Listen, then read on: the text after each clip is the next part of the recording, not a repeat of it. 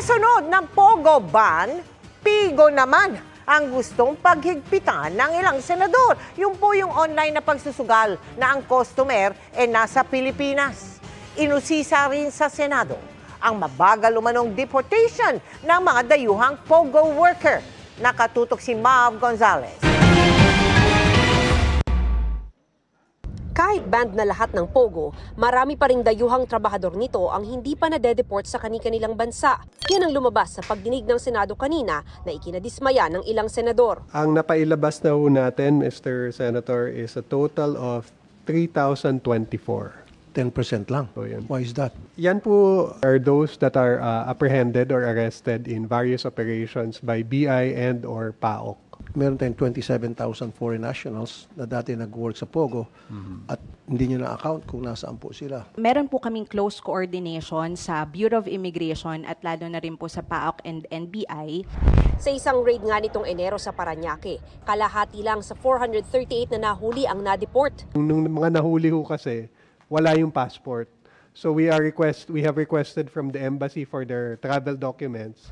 Paglilinaw ng BI, mas marami nang napalabas nung nakaraang taon. Iginiit din ng PAGCOR na tinutuntun na ang maliliit at illegal ng Pogo operation na isinusumbong sa kanila ng ilang concerned citizen. Some of these have gone on guerrilla operations already. May mga nasa bahay-bahay na. We're finalizing this target packets. We will endorse it to PAOK. Yung iba pumunta na daw sa mga islands. Pinatututukan din ang mga travel agency na nag-i-issue ng mga peking dokumento sa foreign nationals. Kailangan po natin tignan ng anggulo na meron inside job. Possible na ito ang dahilan ng pagpapatuloy ng pagpasok ng mga foreign nationals sa Pilipinas gamit ang mga fake documents. Tulad sa niraid ng PAOK kamakailan kung saan nakakuha ng maraming government-issued ID, birth certificate at marriage certificate na orihinal galing sa Philippine Statistics Authority pero peke ang mga taong nakasulat. They issued Philippine passport dun sa mga foreign nationals and then pinapalitan po nila ng mga pangalan. May mga contact pa rin po sila sa mga government agencies. And yun nga ho sir yung ni-request namin with other agencies. Especially those who issued yung government-issued IDs na to conduct investigation on their own. We're looking at 21 more like this. Sinita rin ng mga senador ang anilay mahinang regulasyon sa mga PIGO o Philippine Inland Gaming Operator. Dapat daw mas maalarma tayo rito kaysa sa POGO. Ang hari ng kasamaan ay itong Pigo dahil ang mga manlalaro ay Pilipino. Darating yung time, tataas yung krimen.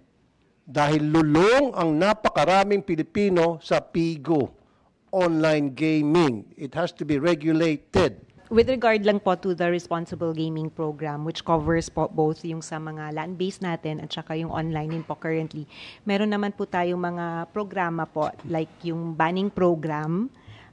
Pwede po silang mag-ban ng sarili po nila or yung pamilya po nila yung pwede din pong mag-nominate.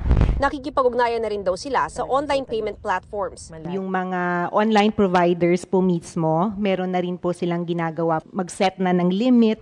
Sa ngayon, may 60 licensees sa online gaming at hindi muna nag-i-issue ng mga bagong lisensya ang PAGCOR. May mga multa naman daw para sa mga delinkwenteng operator pero mungkahi ni Tulfo, suspension o kanselasyon ng mga lisensya.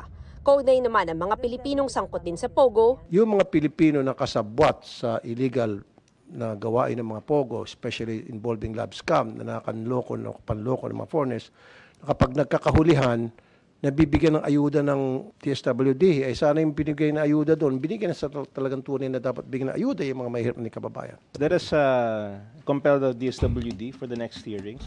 Para sa GMA Integrated News, Mav Gonzalez, nakatutok, 24 Oras.